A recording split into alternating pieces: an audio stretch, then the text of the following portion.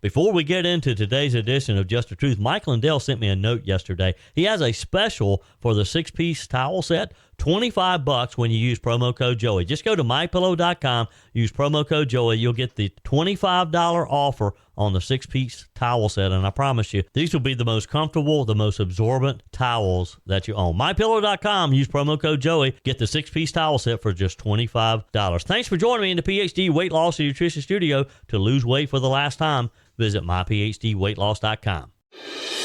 I told you we'd be back. And ye shall know the truth, and the truth shall make you free. It's Joey Hudson. I wanted to name it the Joey Hudson bill, but, they don't allow you to put names on bills. But I wanted to call it the Joey Hudson bill because I know that one's been near and dear to you for a number of years. That's how it's done. Let your voice be heard. And the truth shall set you free. Here's Joey Hudson.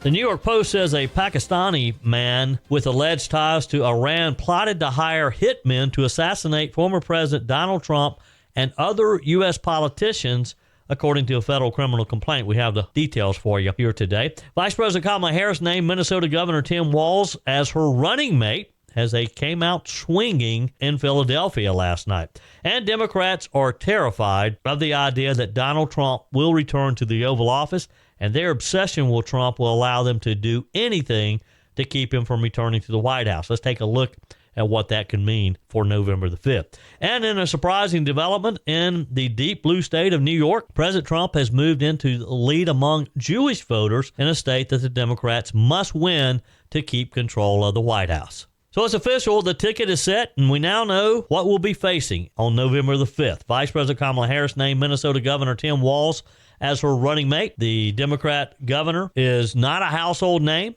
except inside of his home state of Minnesota.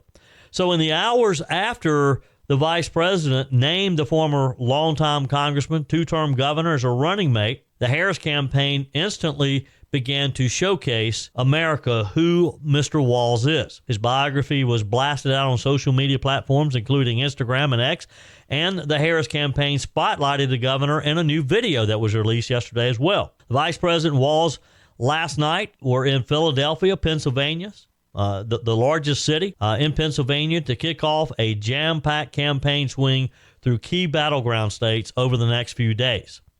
The introduction to Walz is needed as 7 in 10 Americans did not know enough about the governor to form an opinion, according to a poll by Marist College for NPR and the PBS NewsHour. Now think about that. If you're choosing who is going to be second in command, if you're going to choose someone who's going to presumably help you win in November, but yet 7 in 10 Americans, most Americans, don't know enough about the man to have an opinion. Now, I guess maybe that works in your favor to a degree because you can try to define him and introduce him the way you want him to. However, in today's modern media, we know that's not going to stand for long. Already, we're seeing articles, columns, reports about some of his background, and some of it is not too nice. And we'll get into some of that, probably not today, but in the coming days. As Kamala Harris boarded Air Force Two on her way to Philadelphia, she proclaimed that Walz, quote, is going to make a great vice president when asked why she chose him over some of the other frontrunners in the Veep stakes, including Pennsylvania Governor Josh Shapiro and Senator Mark Kelly of Arizona.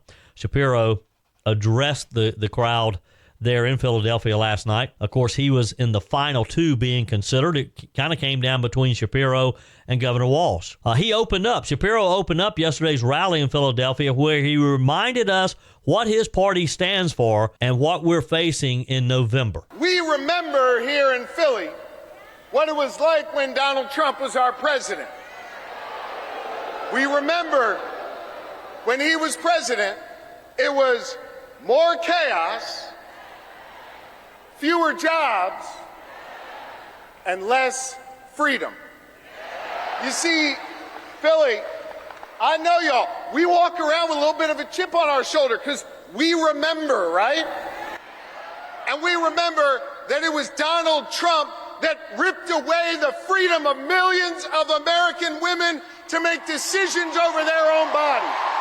We remember that.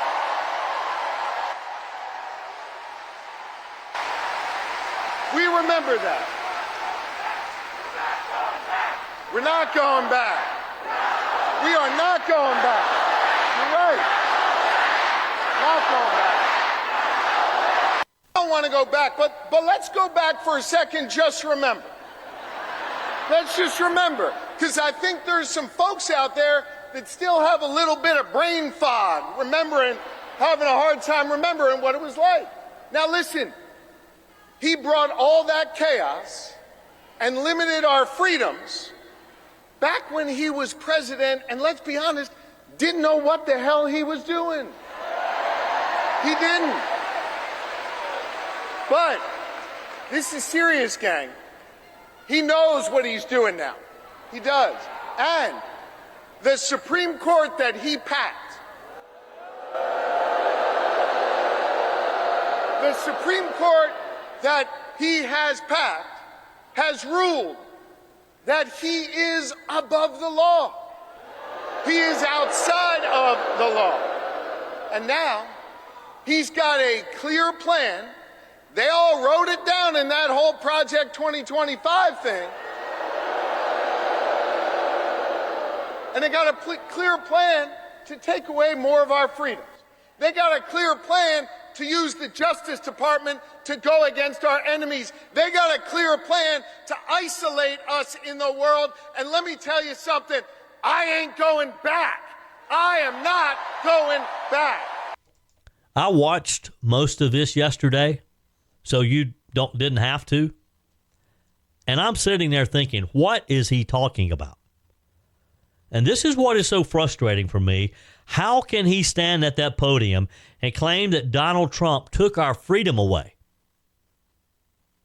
He's confusing his own party. And when he speaks of us using the Department of Justice as a political weapon, I mean, who has done that better than Joe Biden? So, folks, we're going to have to take a lot of deep breaths between now and November. We're going to have to pray a lot between now and November. We're going to have to encourage one another between now and November. The Harris campaign claimed that they brought in $10 million after they announced who the running mate would be. When Kamala took to the podium, first officially accepting the Democrat nomination, this was her first event after officially being declared the nominee last night. She echoed Governor Shapiro's rhetoric of Donald Trump taking our freedoms and destroying the middle class as an opportunity to achieve wealth. Now, many of you know, before I was elected vice president or elected a United States senator, I was an elected attorney general, and before that, elected district attorney.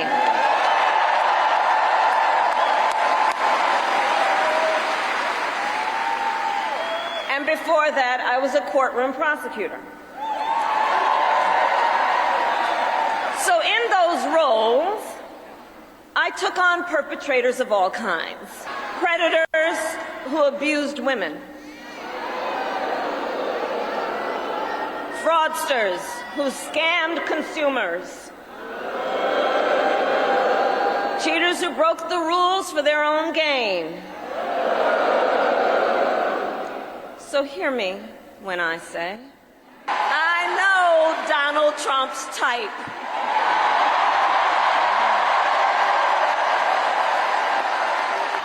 So, but let me just say, hold on.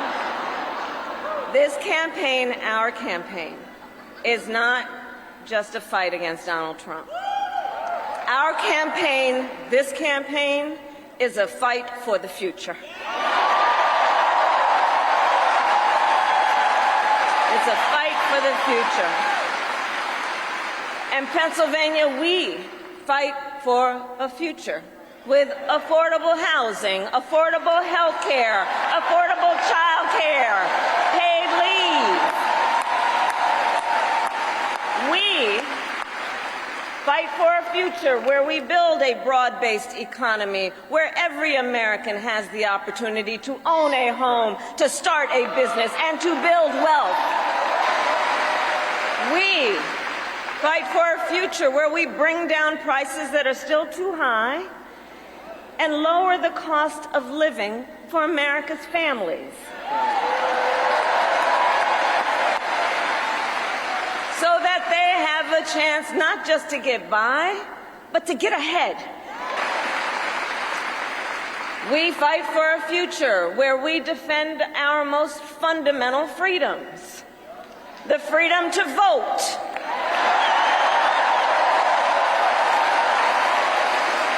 The freedom to be safe from gun violence.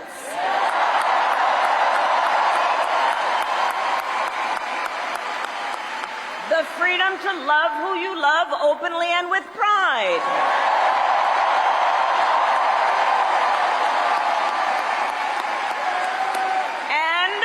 Freedom of a woman to make decisions about her own body, not having her government tell her what to do.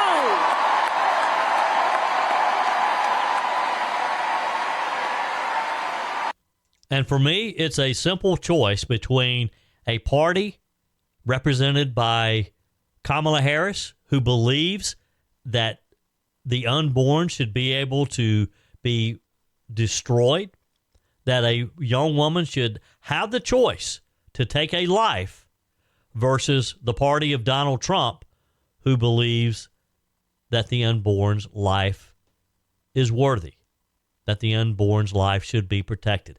It's a simple choice, and that's what we have before us for November the 5th. Hope you'll join the conversation today. 864-477-JOEY, 864-477-5639. Send your comments to the Firmin Ford text line. You can leave a quick voice message, and your emails are always welcome, joey@joeyhudson.com. Soon going to be 4 years ago that I started my journey with PhD weight loss and nutrition. I lost 30 pounds pretty quickly, I might add, and I've been able to maintain that for almost 4 years now. It'll be 4 years coming up in July.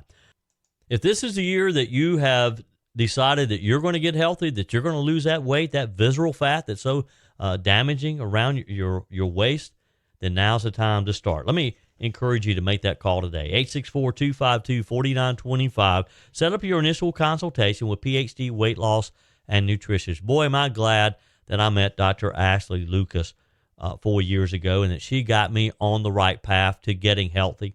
You're going to be able to do things that you may have thought you'd never be able to do again. Play with the kids, the grandkids, be able to hike and walk, and maybe play a full 18-round hole of golf and be able to do it and not get so winded.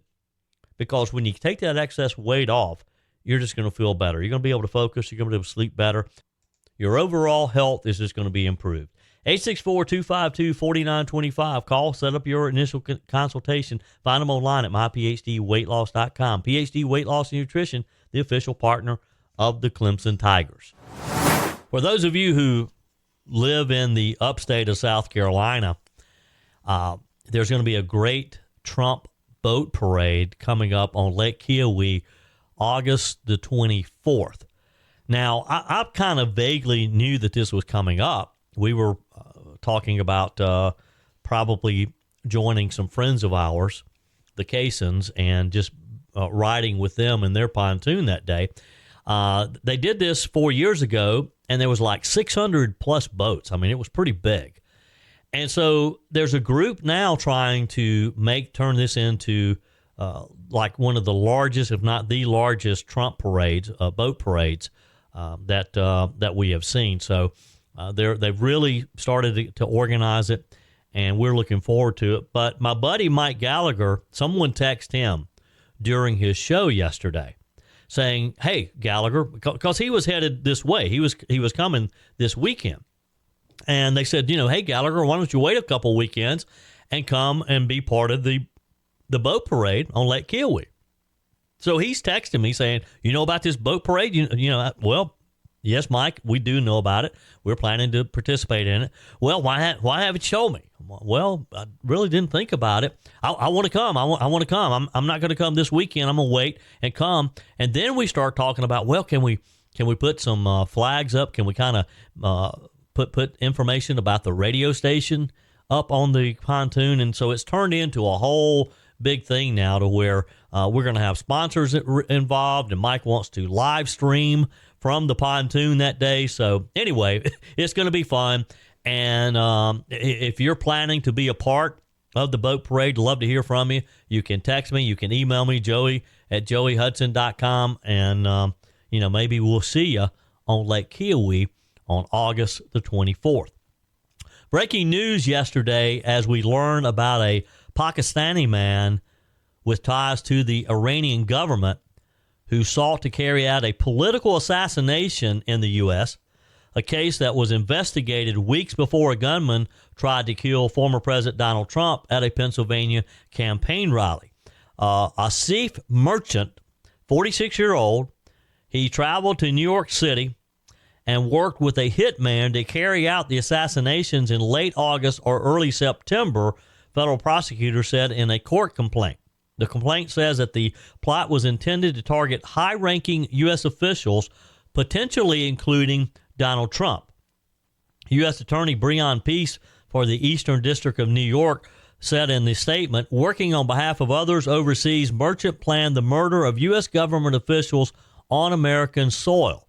This prosecution demonstrates that this office and the entire U.S. Department of Justice will take swift and decisive action to protect our nation's security, our government officials, and our citizens from foreign threats. Now, Merchant was arrested on July the 12th while preparing to leave the U.S. He told investigators that he has a wife and children in Iran and a wife and children in Pakistan. Acting Assistant Director Christy Curtis of the FBI New York field office said, fortunately, the assassins Merchant allegedly tried to hire, you ready, were undercover FBI agents. This case underscores the dedication and formidable efforts of our agents, analysts, and prosecutors in New York, Houston, and Dallas.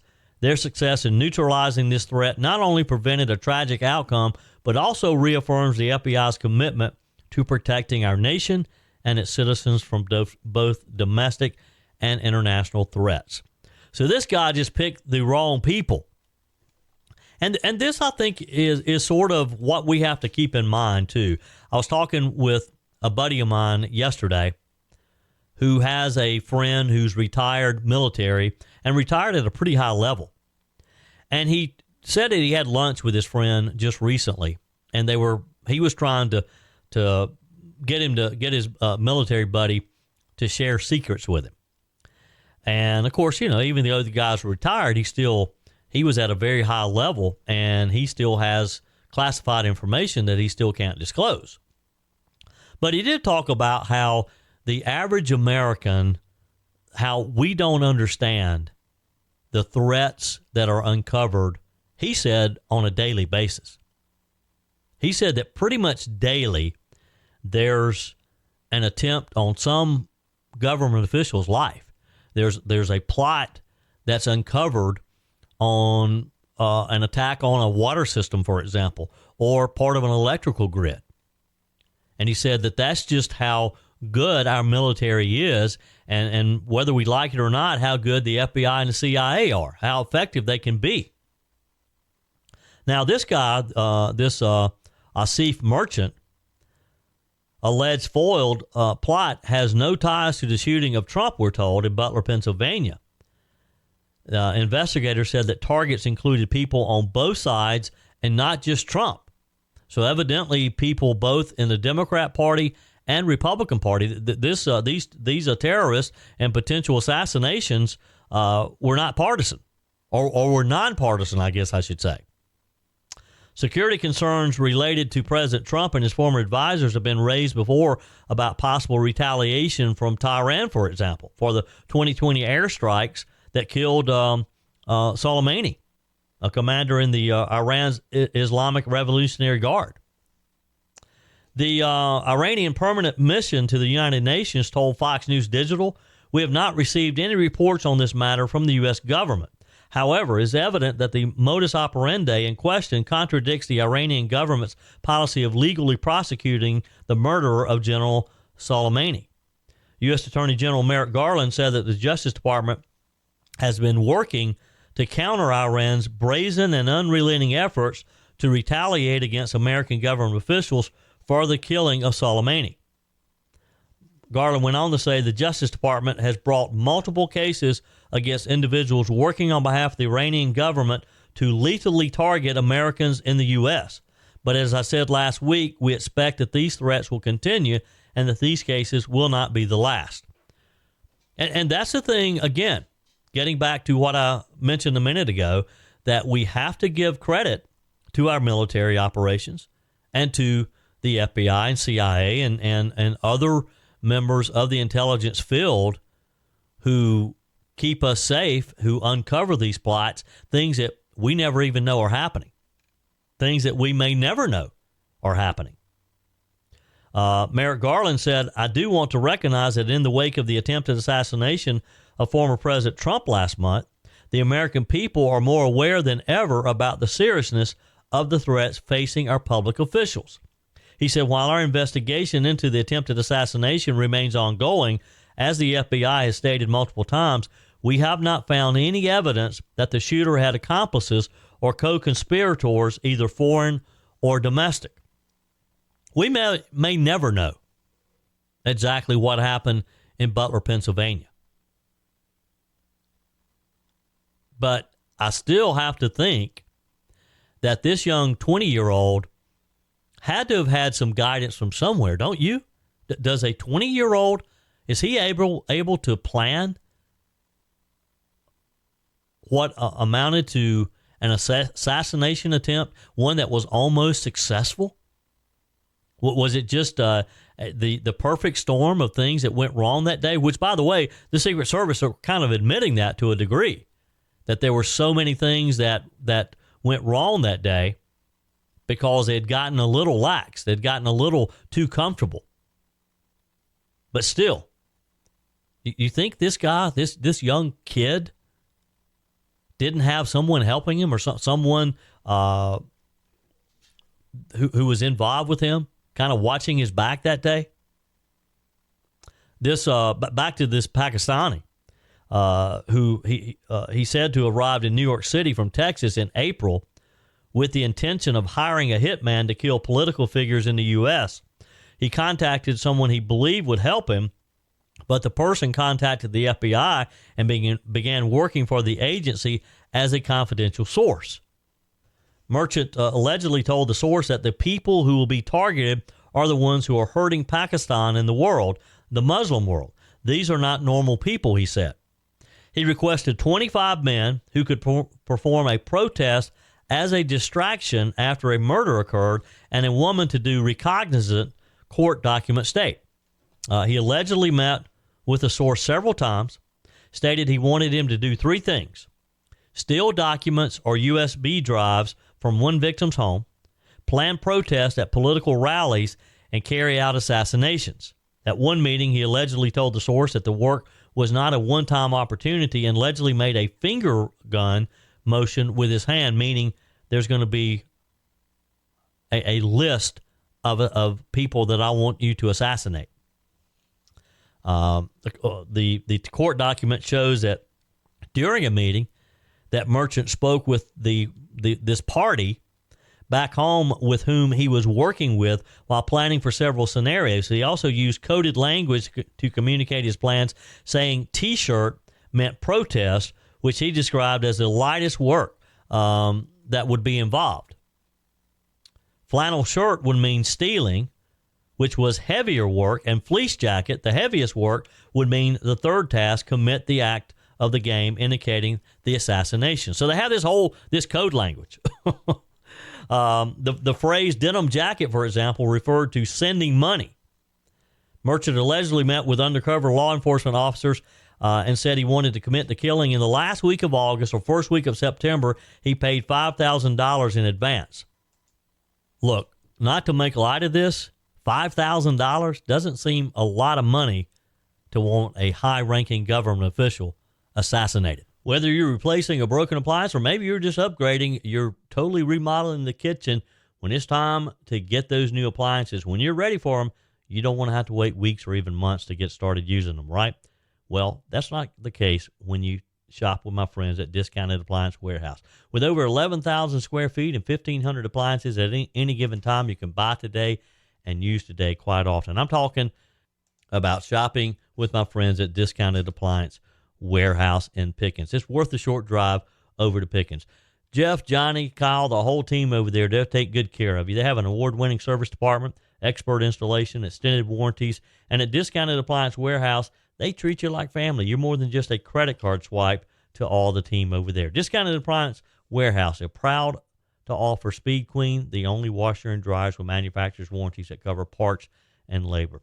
You owe it to yourself, if you're looking for a new appliance, to head over to Pickens to Discounted Appliance Warehouse online at dawpickens.com, dawpickens.com. Democrats are terrified of the idea that Donald Trump will return to the Oval Office. They are obsessed with trying to keep Trump out of power because they're afraid of what he will do in a second term. They see their reckless spending programs destroyed. They see the southern border once again closed. They see Americans again taking control of our country after 4 years of Joe Biden's woke ideology trying to destroy the very foundation our freedoms were built upon. So how do they intend to do this? Their imaginations are running wild right now. According to PJ Media, Representative Jamie Raskin, the Democrat from Maryland, plans to disqualify Trump from office if he wins the election. This should not come as news, nor should it be particularly surprising. We all know how desperate the Democrats are to prevent Trump from returning to the White House and to get him out if he does.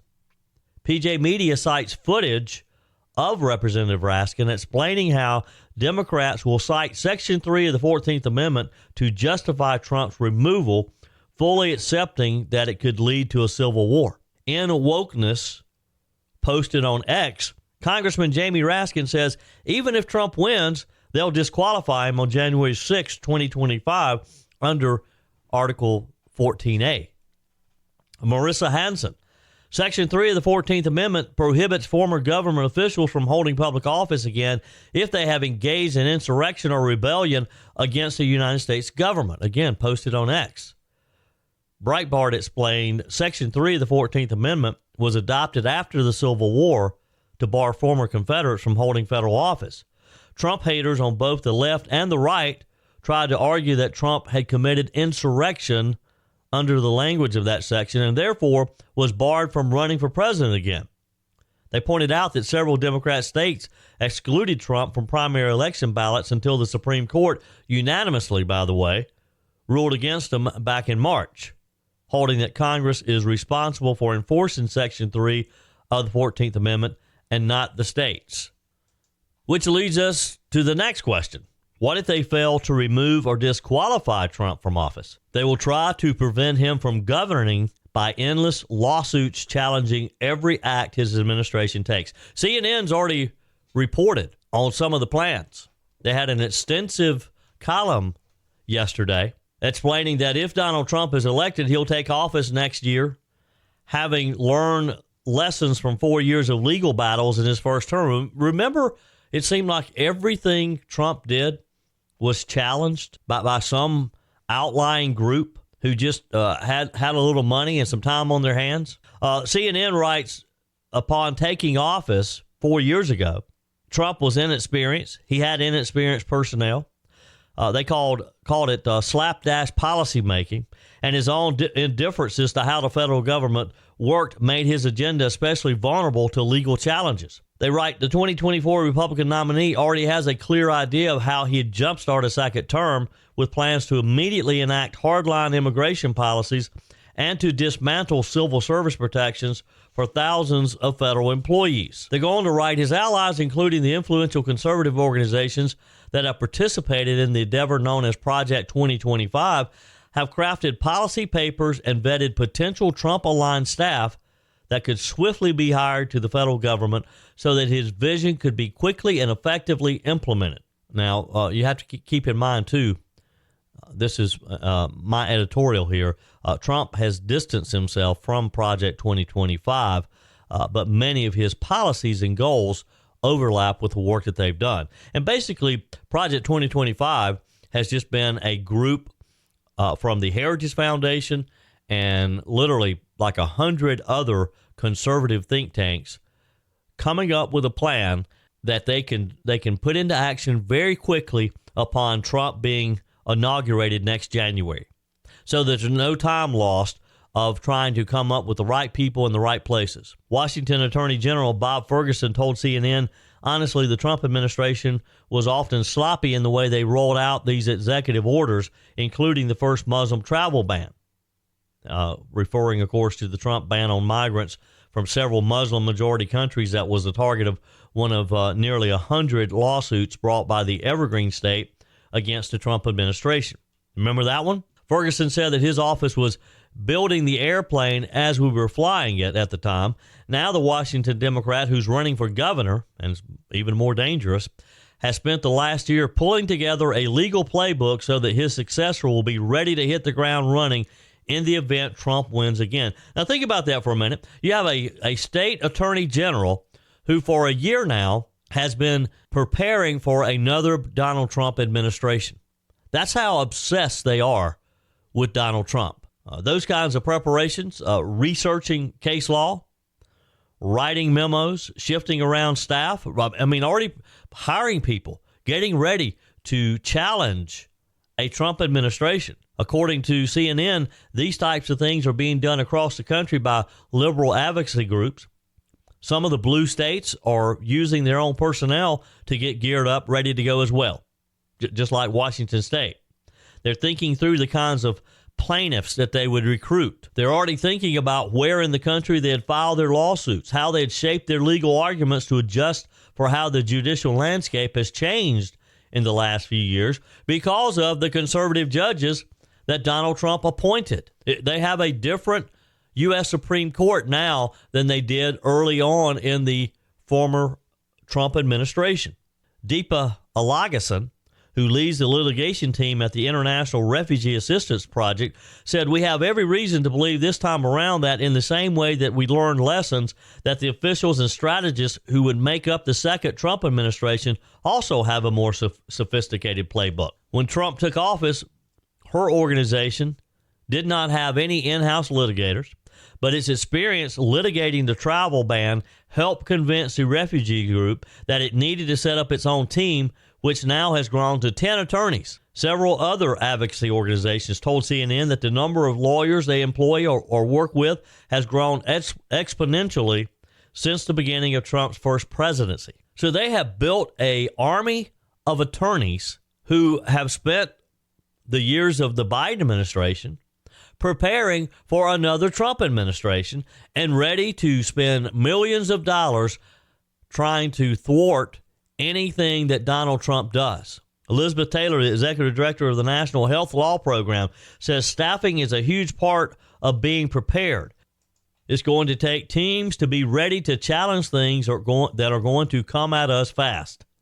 Again, another advocacy group preparing to challenge a Donald Trump administration. Part of the preparation, according to the article, has been revisiting what worked and what didn't work in the court fights in the first Trump administration. They write, one lesson was how lawsuits could help ramp up public pressure on the administration by bringing attention to a controversial policy, which was seen with the legal challenges to the Trump immigration practice known as family separation. You remember this one, don't you, where they circulated photos of kids in cages, only to find out that the photos were actually from the Obama administration. The attitude these groups have, for example, like the ACLU executive director Anthony Romero was quoted as saying, every day a Trump policy was blocked or delayed by court order, it was a win, even if a higher court ultimately reinstated it. The litigation around Trump's travel ban, for instance, forced his White House to rewrite the ban 3 times before it was finally upheld by the Supreme Court. The good news is, just as these groups are getting ready for Trump, Trump's getting ready for them as well. Hope you'll join the conversation today. 864-477-JOEY, 864-477-5639. Send your comments to the Firmin Ford text line. You can leave a quick voice message, and your emails are always welcome, joey@joeyhudson.com. Speaking of the Firmin Ford text line, it's never been more important to support locally run businesses owned by people who actually live here in the upstate. Let me take a minute to talk with you about our friends at Firmin Ford. If you're looking for a new vehicle, maybe a great pre-owned vehicle, one you can trust, or maybe you're looking to order that special vehicle. Either way, if you want a new one, a brand new one, or a pre-owned that you can trust, the folks at Firmin Ford, they're there to help you. Their name is on the sign because their name is on the line, because every single transaction is important to them. Jim Firmin, Matthew Firmin. They do business the right way. When you stop by, when you give them a call, or maybe when you just send them a quick email, you're always going to have access to a member of the Firmin Ford family.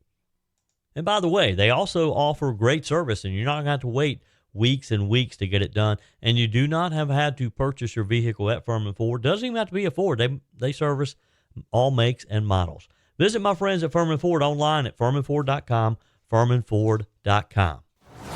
On our text line today, Jordan writes, I'm fairly adamant that the Democrat Party should be renamed to the Tattletale Party. They're worse than a child. Look what Trump did. Look what Trump said. Look where Trump went, they say. But they don't see the problems going on in their own party because that doesn't get views on social media, nor does it garner the attention on the news.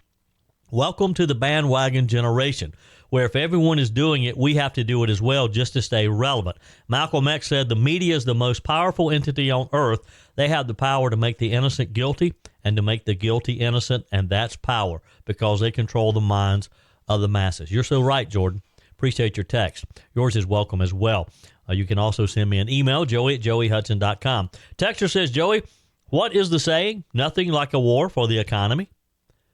Just what we don't need with morons driving the tank. Lord have mercy on us. You're so right. Texter writes, Joey, I hope what I say doesn't come off as being too ugly, but Kamala was implanted into the nomination because most progressives want a woman in the White House, and with all the election issues they created in the last two elections, they've proven they'll do whatever it takes to get her elected. I hope and pray Trump gets reelected, but Democrats went to great lengths to keep him out in 2020, and if we don't do the same, Trump will not get reelected. And if you are voting for cackling Kamala, stop calling yourself a Republican. You are a washed-up, has-been Republican. Texter writes, hey, Joey, hope all is well. One quick question. Why is no one talking about Netflix's massive donation to Harris and the Democrat Party? Or did I miss it?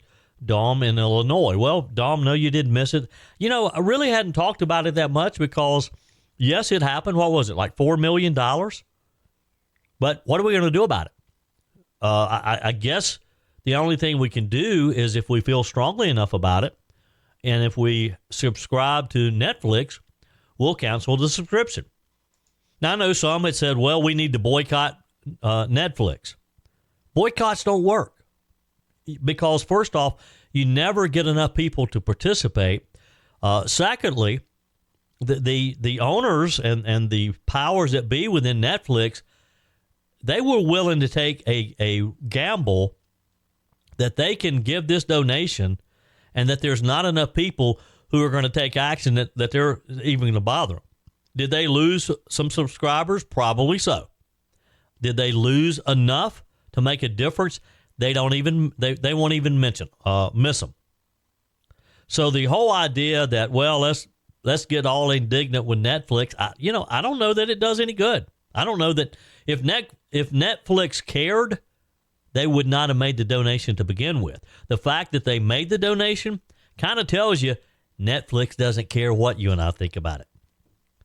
Their attitude probably is, hey, if you're upset with us, don't subscribe. Don't use our service. Go watch your movie someplace else. Texter says, Joey, these people jumping the Harris sinking ship don't want to go down with the liberal socialist agenda ship. Well, you know what? I don't know that people are really those on the Democrat Party, and let's give her credit. There was a sizable crowd in Philadelphia at this rally. They have 7 or 8 rallies lined up this coming week with she and her running mate. We'll see what kind of crowds show up. There is a renewed enthusiasm within the Democrat Party. There is a renewed effort to stare down the Republican Party. Now, how long does it last? I don't know. We got to hope it doesn't last through November. We got to hope that after their Democrat convention, which is coming up, in just over about 10 days, they'll see another little bump. Let's hope that's it. Texter, 27-year military veteran, do not join the military with these idiots in charge. Do not put your life at risk for the Marxists. I would have a hard time recommending to somebody to join the military right now. I hope that doesn't stay that way. But I'm not sure if I had a child, I don't know that I would want my child joining the military. Texter writes, maybe they want a war to avoid the elections. Let's hope we're not in that bad a shape as well. Send me a quick text. Your emails are welcome. Joey at joeyhudson.com. Hey, in the never-ending battle of the polls, President Trump, this is some good news. So wake up. If you're still kind of half asleep this morning, grab that cup of coffee. President Trump has moved into the lead in a very unlikely place, and that's in the deep blue state of New York, and the lead is among Jewish voters. Trump garnered the support of 50% of likely Jewish voters in New York, according to the latest Siena Research Institute poll that was released just yesterday. A slight lead over Vice President Harris, who got the selection of 49% of the respondents. Now, the lead for Trump is slim, granted. It marks a dramatic change, though, from the former president's prospects against Joe Biden, who in June led Trump among likely Jewish voters, 52% to Trump's 46%. However, the race has changed dramatically, obviously, since the last poll, with Biden opting out and Kamala Harris being just this week formally receiving enough delegates to become the Democrat nominee. Harris became the first administration official to call for an immediate ceasefire to the conflict in Israel. She also became the first administration official to warn of consequences for Israel if it went ahead with the planned invasion of the Gazan city of Rafah. This in an interview with ABC. So there's some things that are brewing in there within the Jewish community that aren't going to sit very well for Kamala Harris. She also faced questions about her relationship with Israeli Prime Minister Benjamin Netanyahu, most notably after she appeared to dodge questions about whether the Israeli leader had become an obstacle to peace. And you got to remember, she skipped his speech in the joint session of Congress too, rather than sitting where the vice president of the Senate typically sits behind the speaker's podium, beside the Speaker of the House. Kamala Harris was out campaigning. She was on the campaign trail. This poll, of course, comes just before we learn that she had chosen Minnesota Governor Tim Walz over Pennsylvania Governor Josh Shapiro, who was the only Jewish candidate in the running. So we'll see how that decision fares with the Jewish community as well. That's it for today's edition of Just the Truth. Thanks for joining me in the PhD Weight Loss and Nutrition Studio. To lose weight for the last time, visit myphdweightloss.com. If you haven't joined our mailing list yet, visit my website, joeyhudson.com. Just click on the Connect with Joey button so that you can receive our emails and the most up-to-date news. Also, find me on YouTube. Be sure and like, subscribe, follow me on my YouTube channel. Just search for Joey Hudson. Appreciate you spending a few minutes of your day with me. Be sure and forward this edition of Just the Truth to some friends. Just click on the share button. Send it to a few of your contacts, because if we're going to build our community and if we're going to win in November, we got to build an army of conservatives. The way we beat Joe Biden is through educating people, and no better way than encouraging them to listen to Just the Truth. Hey, keep those comments coming via the Firmin Ford text line, 864-477-JOEY, 864-477-5639. Your emails always welcome as well. Joey at joeyhudson.com. Don't forget to take advantage of the MyPillow special, $25 for the My Towels 6-piece towel set when you use promo code Joey. Just go to mypillow.com. Always use promo code Joey. We're back again tomorrow. Hope you will be too. Remember, God's got this. He's still in control.